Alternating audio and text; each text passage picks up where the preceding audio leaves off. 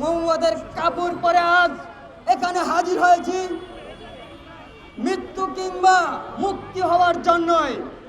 এদেশ থেকে বিতাড়িত আল্লাহর দুশমন স্বৈরাচার হাসিনার দোসররা এখনো বিতাড়িত হয় নাই। আমরা যদি চাইতাম, আমরা যদি মনে করতাম এই আওয়ামী লীগের দোসররা এদেশের জনগণ না, তাহলে আমরা সেদিনই এমন একটা কাজ করতে পারতাম, আওয়ামী লীগের প্রত্যেকটা দোসরের সম্পত্তিকে গণিমতের মাল হিসেবে আমরা গ্রহণ করতে পারতাম। কিন্তু আমরা তা করি না। আমরা আমাদের উদারতার পরিচয় দিয়ে তাদেরকে এদেশে বসবাস করার একটা সুযোগ করে দিয়েছিলাম। কিন্তু তারা কি করলো? বিনিময়ে আমাদেরকে দুর্বল ভেবে এদেশের আপামার জনতার চেতনার নায়ক বিপিনুরের উপর হামলা করলো।